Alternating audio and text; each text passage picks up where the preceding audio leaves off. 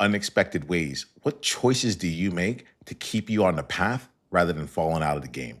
That's what we're going to be exploring here today on Outliers Edge Live. Thank you so much for letting us be a part of your journey. I'm Niiamah Shang, the founder of Outliers Edge, and today we're going to have an Outliers Edge roundtable with Kim Harms. Kim, thank you so much for making the time for this conversation. Thank you for showing up in such a powerful way.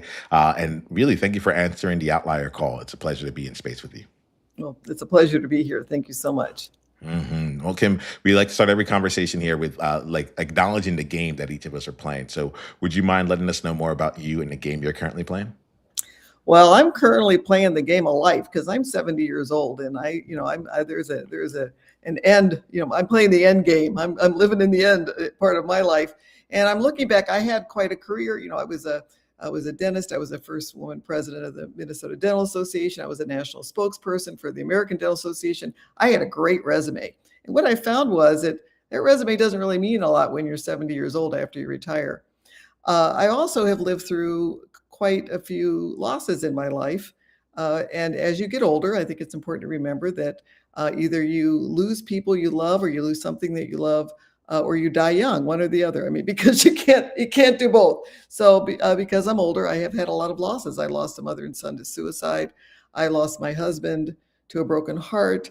I lost my job in dentistry after 30 years because I was born with my mother took thalidomide, so I'm missing some fingers on one hand, but became a dentist anyway because my husband was really cute and he wanted to go to dental school. But I had a nice long 30-year practice.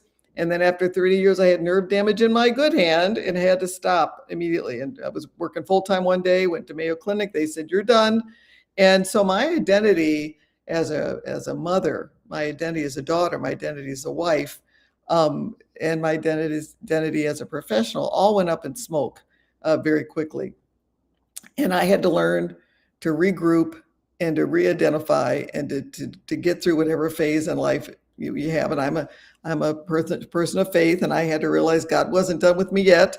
So what's the plan? What do I do now? And so I had to reinvent myself, especially after my husband died. I became a widow, and I realized, how difficult grief is. I've been in that grief pit many, many times for many years, and I've learned a lot coming out of it. So what I do now, my game now, is to help people rebuild their lives. I think life is going to tear you down. It just is, and we don't need fewer broken people. We need more rebuilt ones, and I try to help rebuild people. So after I couldn't practice dentistry anymore, I became an author. I've written several books. One is called "Are You Ready? How to Build a Legacy to Die For," which talks about building your legacy for your children. It's not money. It's an emotional legacy, help them become resilient. I talk about death. I'm a death doula. We have to face our death. What do you believe is going to happen? That affects a lot of things in your life. And I wrote part of it about what things you need to do as an adult to make sure that when you do go, your kids aren't left in a mess. I mean, we need to have your will developed. You need to get rid of your stuff, which is hard. And you have to prepare so those kids you love. I have 2 surviving daughters and 6 amazing grandkids. And so when I go, they're going to have everything in one little book. Open up the book, everything's there. They're not going to have to search my house and go through all my drawers and try to find things. So basically, live your life with the end in mind and give as much as you can, love as much as you can, and be ready when you go, not to leave a mess so your kids are fighting. Because the majority of families, over 50% of families, are involved in conflict when someone they love dies.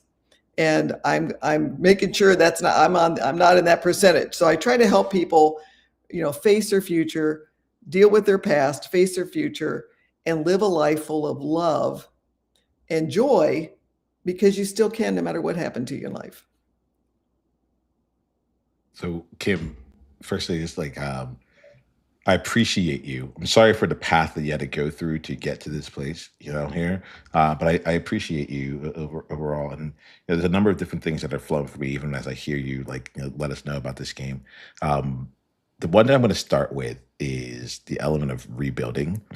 There's something about that really captured me, and I think that there were 2 parts of this. So what I hear about you is that you've had to reinvent, you had to rebuild, you've chosen resiliency several times over.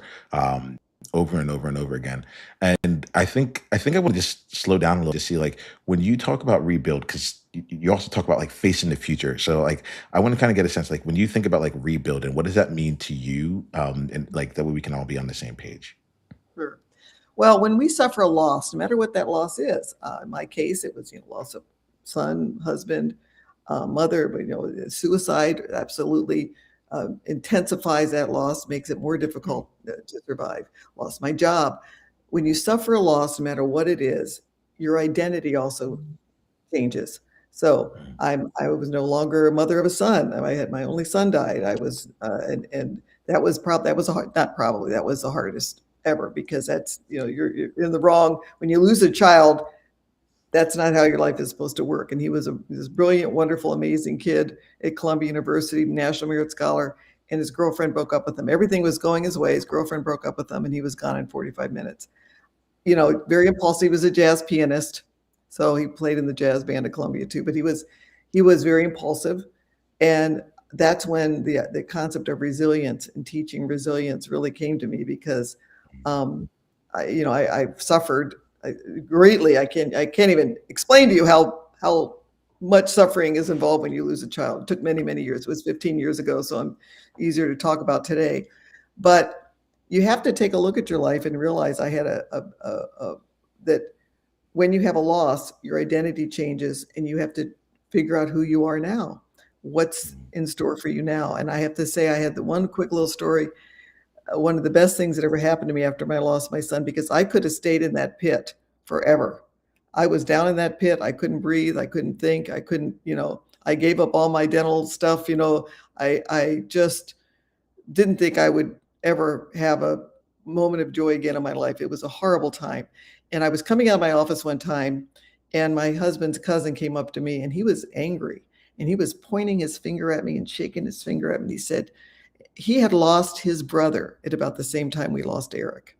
And we had two remaining daughters. So he came up to me, shaking his finger in my face, and he said, "Don't you dare let your remaining children feel that they're not enough. Don't you do that to them." And it just hit me like a lightning bolt when I realized what he was saying. And that is, I had two remaining children. I had a husband. He had just had a liver transplant, by the way. So there's a lot of other stuff going on there. Um, and I realized that I could stay in the pit. I could be the victim. I could be at the bottom of the pit. I could just think life is horrible and be miserable the rest of my life. Or I could fight, kick, scream, and claw my way out of it, which is what it takes. It doesn't happen naturally because I had two daughters and a husband that needed me. And because of what he did, because of his challenge to me, it was one of the most beautiful gifts I ever had. Because that's the moment I decided I was going to fight. I was going to fight the pit. I was going to fight my way out. And I look at people who have suffered horrible losses, and I just want to encourage them to fight the pit, fight victimhood, be a survivor, not a victim, and fight your way out because you can find joy again no matter what happens to you. And I mentioned a little bit, I have the best grief counselors in the world, Rwanda and genocide survivors. So let me tell you about, rebuilding a life. How do you do that? Um, but it's so important to fight. It's so important to set that as a goal. It's so important not to succumb to the pit, not to succumb to the grief, not to succumb to being miserable. You have the ability to fight. You have the ability to find joy. Doesn't happen easily. It might take years, but it's worth the battle. It's worth the fight. And if I can just get that message out to as many people as possible before I go, which I'm 70, so not too long, I'll be a happy camper.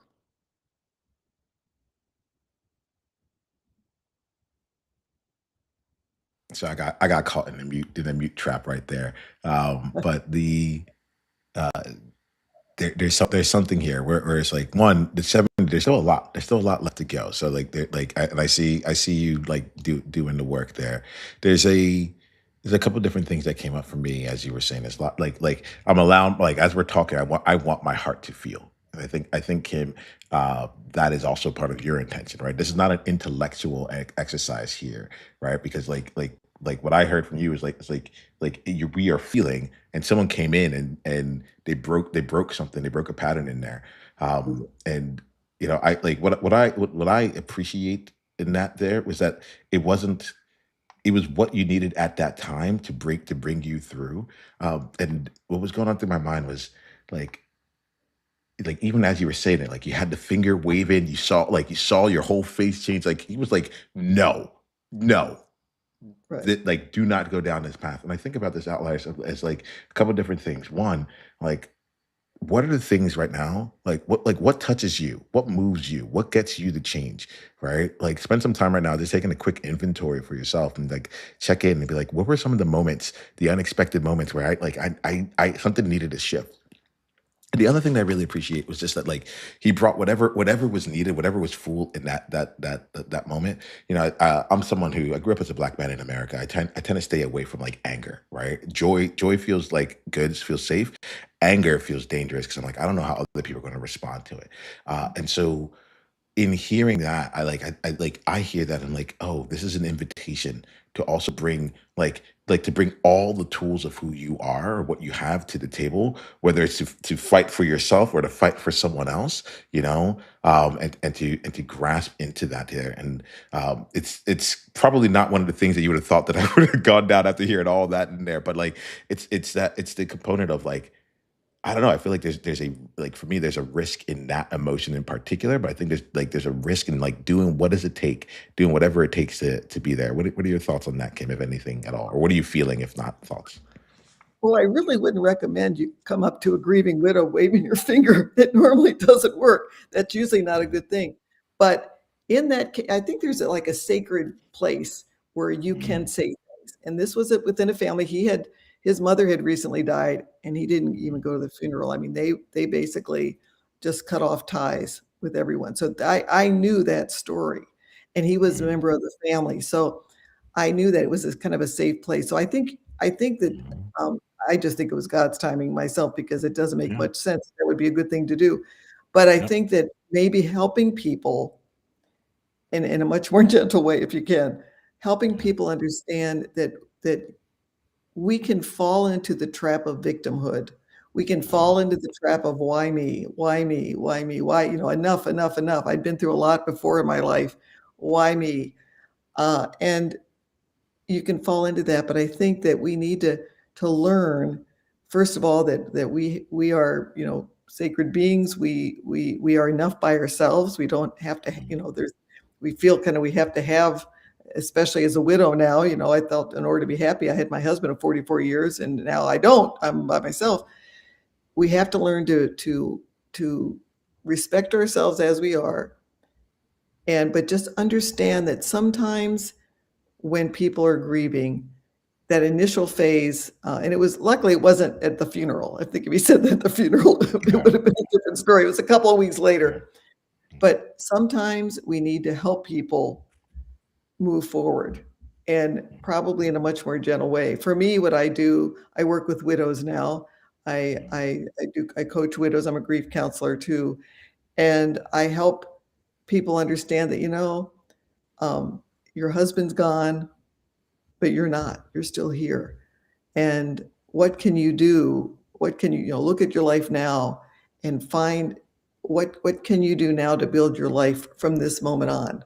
Look forward into what you can do because you're still a human being. You still have potential. You still have things you can do. What is it that you can do starting now? Who can you help starting now? And many times when you've been through loss, one of the best things you can do is help other people get through the loss because mhm, that when you're helping other people, you're giving out that love or that the emotions, and but you know what, you get it back because they're grateful. And so you helping other people is one of the best things you can do to lift your own spirits up, to help you get out of the pit.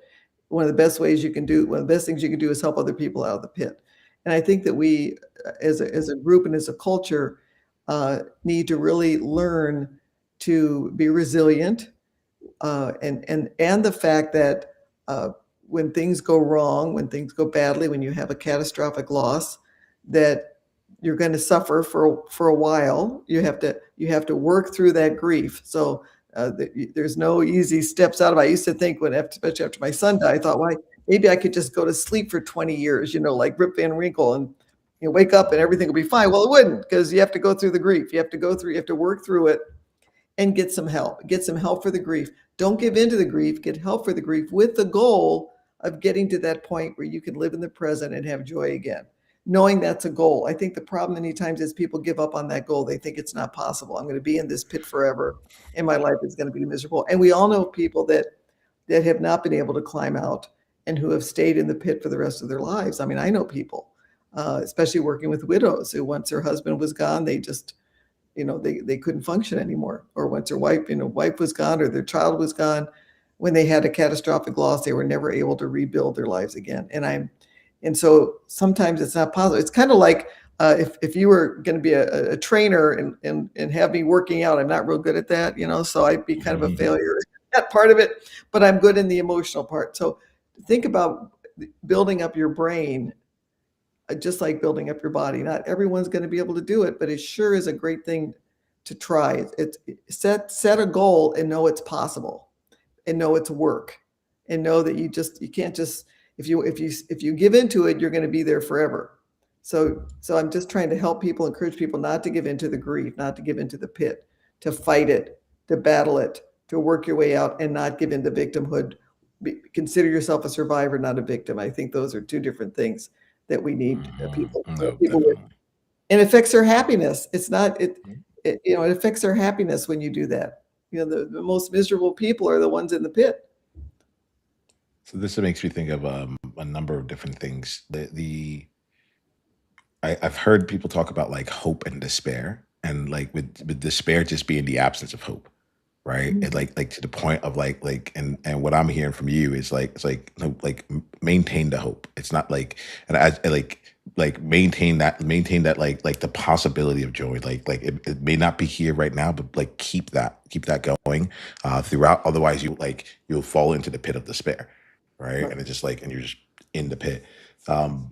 You talked about something. I think you're you talk about things that are unimaginable, like unimaginable catastrophic loss. And I'm like, as you're sitting here, I'm like, oh yeah, there's two parts. One of them is like I can't imagine it, and the other one's like, oh, I don't want to, because I've I'm thinking about that, right? But at the same time, I'm also recognizing how much you're preparing us right now for there's two elements. One, planting seeds and planting seeds so that you can be prepared in advance, and then also being able to recognize if this is something that you're in the midst of right now, how we can come and lift ourselves off. Kim, I'm going to ask you a question a bit, but otherwise, I'm going to come to you right now. I think it'd be great if you can take some time right now. If you know anyone that's in the pit right now that you think would really benefit from this, please share this link, share this conversation with them. Just be one of those people that could gently remind them or gently help them see a path, even out of that. There's just work that we're doing that's really important. And I think Kim, clearly you know what it's like to walk alongside someone as they're in that space, And so talking about that there, Alex, we can do that. I mean, the absolute world to me. Talking about that there, Kim, there's kind of two things. I think what I'm interested in and curious about is you talked about all the different experiences that you had and all the times you had to go through loss and grief. And I'll come back to the identity change in a bit too. So we'll put we'll put that out there. But I'm curious, when I hear it, I'm like, oh, your experience, Kim. You've had does it get any easier? Is the concept of preparing and all that afterwards, not does it get any easier to become resilient, to bounce back afterwards? Or is it kind of like one of those things where it's no, it always sucks? I don't know. Can you speak to that a little bit here? I just want to just kind of make sure that I'm thinking about it properly too. Well, to a degree, it always sucks. I have to say that. But however, expect that it's going to suck. I think that's the thing. We have to have expectations of what life is about. And I think that, for instance, I'm a person of faith. So I have a belief that there's more to life than what we just have here. That's what I hold on to, probably more than anything. So I think looking at yourself beyond the current situation is very, very important. I will say that having suffered, I suffered the loss of my mother first and my son. My son was the worst because it was completely unexpected. He was on top of the world and he was gone. No, it came completely out of the blue. And it was a suicide. So there's so many things involved in your head when that happens. From that suffering from my son, which was, the worst I could even imagine, came a lot of things for me. I learned a lot. I went to Rwanda. I talked to we have 70 libraries in Rwanda, and I have a lot of friends there that went through that catastrophic loss, the catastrophic genocide, when they didn't just lose a son or a husband, they lost their entire families and everything they had, and many times they were raped, and maybe they had children from the rape. I mean, it was things that you couldn't even imagine here that they went through. And I found them, I think, was it 16 years, I think, after the genocide was when I went there. And the people that had committed it were still in jail. Yet there was a joy in these women. And when they found out that I was there because I lost a son, and I was bringing libraries there because I lost a son, I was like part of the group.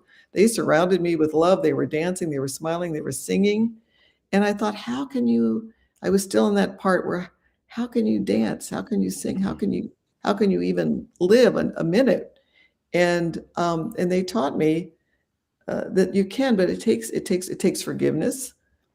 How can you forgive a genocide? How do you do that? But they learn to do that, and they learn that by doing that, by taking on, by fighting the grief, by understanding that they had to forgive and reconcile and do all these very difficult things because they wanted their children to grow up in an environment that was missing the elements that caused the genocide in the first place. And they built if you, I would encourage anyone there to go look up Rwanda and how they have um, uh, become this beautiful, safe, wonderful country after being completely torn apart. And I think, to me, it reminds me of me when I lost my son. I was completely torn apart. I couldn't function. And yet, by working hard and by keeping the end in mind, keeping the future in mind, looking past today, looking at me, I had my children, I had my husband, that I needed to be strong. I needed to function for them. That helped me move myself out. I think finding something in the future as a goal can help you climb that way out of that pit, to help you climb. If it's a faith, if it's a family, if it's whatever it is for you, find that goal and fight your way towards it. And in the Rwandans' case, they built a beautiful country, very safe, beautiful country. After, I think it's about 30 years now. Unbelievable what they built, because they chose to do that, to do the work required.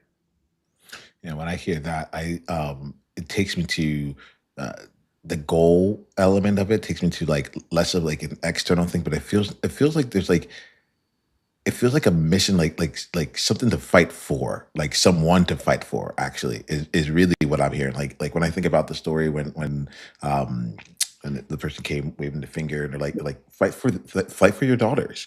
When I hear you talk about the mothers in Rwanda, they're like, we're fighting for our children. Yes. And as a result of fighting for them, we now have this goal that has shown up. But it's like it's not about the externality. Like it's rooted in something really, really, really real. That almost feels like there's a reason to transcend. There's a reason to accomplish that goal there. I don't want to speak out of turn. I want to speak out of anything here. Like from your experience, or how does that land? How does that? Yeah, tell me about the calibrate, please. Yes, absolutely. I had two daughters and a husband who I was Mhm. fighting for. That was my goal. But here's the thing too, you're fighting for yourself, because Mm. living in a pit it's a horrible place to live. It's horrible. And I was like that. I was going to live there because I thought, hey, every time I get out, something else happens and I get pushed back down again. What's the point, right? So I was sucking up mud trying to breathe down there. It's a horrible place to live. Living in joy is a beautiful place to live, because you're you're able not only to have a joyful life yourself, but you're able to spread it and pass it on to other people and help other people find it themselves. But searching and fighting for your own joy is absolutely worth it. Even if you have nobody else in your life, if you're all alone, like many of those Rwanda genocide survivors, many of them were left all by themselves, yet they fought for joy. And I think that you're worth it. And I think sometimes we think maybe we're not. You are worth it. You are worth the fight. And you can either choose to, like, not fight, or fight. And really, fighting gives you a goal. Fighting gives you something to live for. There's even um, in getting involved in that battle Mhm. is a good thing. It's a positive thing. So I just, my biggest message is don't succumb to the pit. Get out of there because It, there's so much you better life. there's two sides of it though. I feel like Kim, the like I don't hear you saying like just like subsist, get out of the pit and then just barely survive, what I'm like, there's an element. You keep talking about the goal, you keep saying fighting for like face your future, right? Like there's some element here of like um it's odd to me. It's my brain. I read like comic books and like things like that. But there's a comic that talks about like it's like the best possible future is no longer possible, but the third best possible future still is. You know, and there's something in what I feel like you're saying, that it's not just like, hey, we're gonna like let's just work to heal you so that you can like get through. You're actually saying like you create leaders and people who are leading and finding joy once again with them, and you like what I hear underneath this is like it's like let's find a new purpose for your life right here, and like because who you were and the way that life was like that can never come back. That identity, that's gone, right? And so now let's go find a new mission, a new purpose, a new thing to fight for, a new goal to achieve, that might go beyond you. But I want to get your thoughts on this here, or like your feelings on it. But like I do feel like there's a big distinction between like I don't know. I don't think that your full message is just like don't be in the pit. I think, and I don't even think it's just resiliency, where it's just like get back to where you are.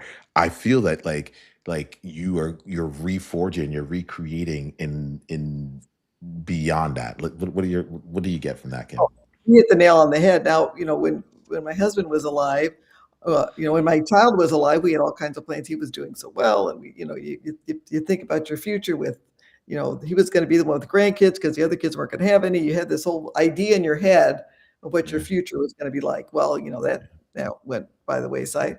And then when my husband, after he died, when my husband, who had had liver cancer right before that, we were struggling with that. He was sick for a long time. But we had planned on retiring. We had this little lake home. We live in Minnesota, so we had a little lake home in Minnesota. We're going to retire up there, and we had we put everything, all of our money and everything into getting that all ready to go. And then he died, and Mhm. the kids, it was too far north for the kids to come, and it wasn't a place for me. I didn't want to be there by myself, especially when I had grandkids down here. So that plan died, and part of the plan was I was going to still practice dentistry part time to kind of afford everything. So that plan died. So every single plan we had for our future kicked the bucket. It died. They're all gone. They're all gone. So I had to reinvent myself. Now here's the interesting thing. I did write a little bit in dentistry. I wrote some professional articles, but I wasn't a writer. I never considered myself a writer, or a speaker. I did do some speaking, but not that much. But when my husband died, and I started looking at, well, what do I do now? And I was 64 at the time. What do I do now at 64 years old? Uh, and I had started researching. What do I do now? First of all, you got to prepare. This is the last part of your life. You find yourself in that dark valley between menopause and death. Like, what do I do? What the heck? What do I do now? Mm. And so I realized that there's a lot of things we need to learn. So as I was learning them, I started writing them down. I said, well, other people need to know this too. So I started writing, and so I've written. I think I've written 6 books now. On different. I'm in the process of, I think, my sixth one right now. I'm writing books. They're faith-based books for widows, because I feel that widows. I had a widows group that kind of came, and just 2 days after my husband died, one of my friends called and said, you got to join this group. And they were my lifeline, because when you go through difficult times, there are other people that go through those difficult times too. And nobody understands a widow like another widow. If you've been through it yourself, you have that credibility. So I was helped by my friend, and now I'm helping other widows, because I'm writing books, I'm writing devotionals, I'm writing year-long devotionals for widows. I'm helping other widows get through their tough time, and then hopefully when I'm gone, they'll help other widows or whatever they're going through, whatever process they're going through. They're helping other people get through it as well. So for me, I am doing things completely different than I ever did before. And it's important to know that you can reinvent yourself so much better, much more easily now because so many courses are online. You don't have to travel to do things. I'm a speaker, so I speak all over the country and I just fly into places and I have my GPS and I can go wherever I want to go and I can find myself wherever I am. Life is so much easier to reinvent. It's so much easier to reinvent yourself right now than it was 20, 30 years ago when it was more difficult to travel, more difficult to find your way around. So I speak all over. I have fun doing that. I love doing that. I'm writing these books. I love the books. I love writing. And I feel that I'm helpful and I'm useful in doing that. I'm also part of the lives of my 6 grandchildren. That's another part of my life. So my goal right now is to be out there helping my grandchildren and helping other widows and other people who are struggling with this fourth quarter of life. And I found that that's very rewarding. And you don't have to go, I'm a little bit of an overachiever. You know, we've got the 70 libraries and all this stuff. You don't have to do all that. But within your groups, within your own community, there are places in your church that you can help out. There are places to volunteer. If you don't have a church, you can volunteer, places. You can get out there and be present and be helpful to society as a whole. And if you're doing that, that's a wonderful thing to do. That's enough. There's so many things you can do. You just have to look out there and be useful and helpful. I find out that for me, that's what works. I love this year. The Kim, so what's going on through the back of my mind right now is like, okay, I'll answer. for all right, cool. So you were talking about like the 70 libraries, the books that you're writing, like speaking all over the world while also being there as a grandparent for your 6 grandchildren. And you said like you're a bit of an overachiever, and then you brought up the other version of it, which I like, right? The thing is that like the people who watch this, like we like overachieving is our water, right? We're fish to water of that, right? So can you so I guess what I'm saying here is like what would you say if you didn't have to like bring it down to make it like first of all like for those people who are used to I can't even think about that like as I'm forming the question I'm thinking about this I'm like wow, if you're used to being out in the world and you enter into the pit, right? Like even going back to like a level of normalcy is like it's different, you know? Like I see that you create in the world. So if you had to talk to anyone who is also a high achiever and wanted to just keep growing, like what would you say to them? Go for it. We living boldly. I think as we age, especially I'm a baby boomer again, 70, and our life expectancy is in the 70s. So I'm looking like, oh my goodness, things are going to happen to us. I'm starting to age. Things are a little creakier than they used to be, and I got a new hip. We have to go through these difficult things in life as we get older, and we're lucky to go through them because the other option is that you die early, right? So if you live long enough, you're going to go through these times. And I my word to them is forget retirement. I mean, you can retire from the job that you have now and have, but forget this idea of just sitting back and twiddling your thumbs. We're finding out now that people get bored after a while. So I would say just go for it as long as you can. And that's what I tell my children. I'm traveling as much as I can with my kids now. I'm doing as much as I can now because I still can.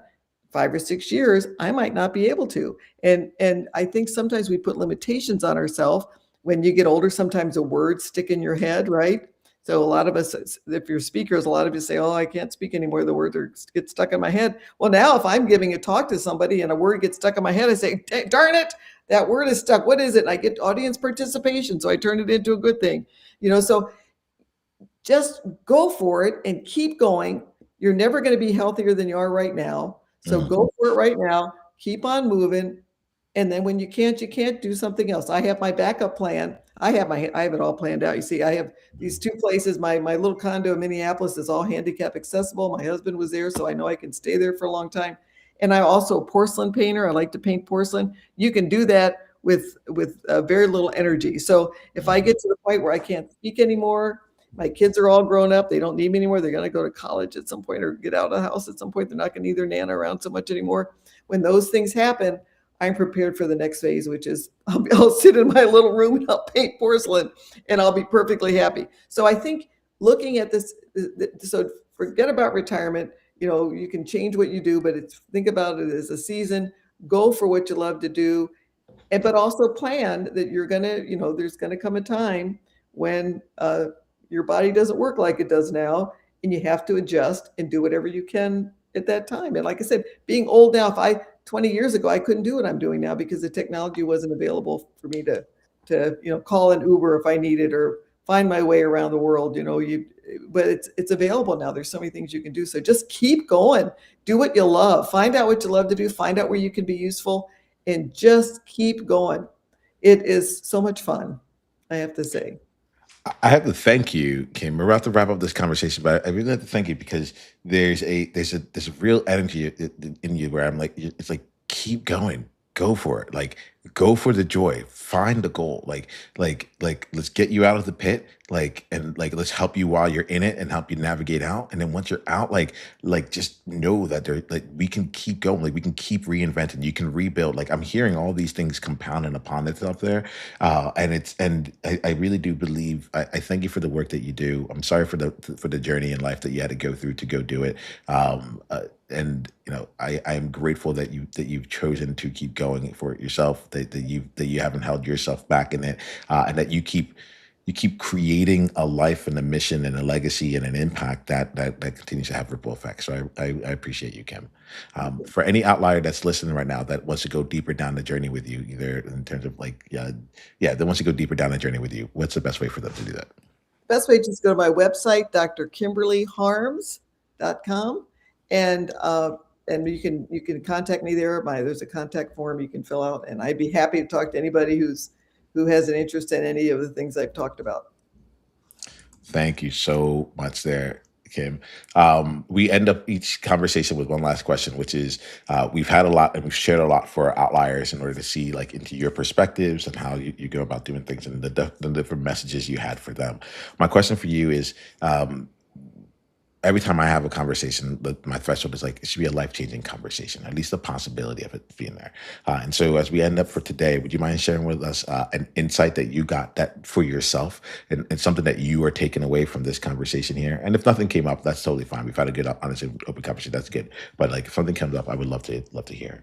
Well, I love your description of the outliers because I think that I do tend to move forward. I luckily have a wonderful group of friends that understand me and give me lots of graces. I just Yeah. kind of keep going and I go from one thing to the other, and they kind of keep up with me.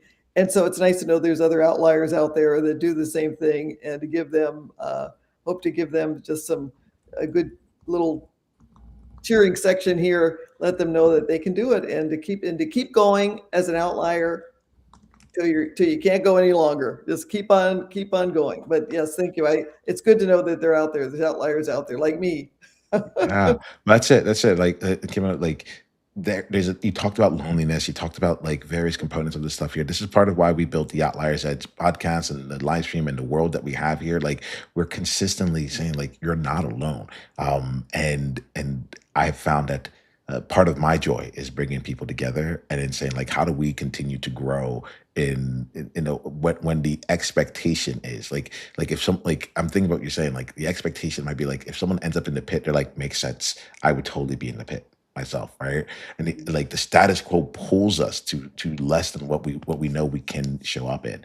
And so outliers, if you're finding yourself in this place here, one, if you're really in the pit, please go to drkimberlyharms.com, and Kim just has the tools and the skills to just help you move forward with that. And if you're looking for a group of people that you can continue to grow alongside with, you can go to outliersedge.com/guild or go to school.com/outlier. That's our Outliers Edge world. We have a free membership. Come join us in it, and we're going to keep playing our game as well. All right. Kim, with all of this being said, thank you so much for being who you are. Thank you for bringing your experience to the table. And outliers, until the next time we talk, journey on and be you on purpose. Take care.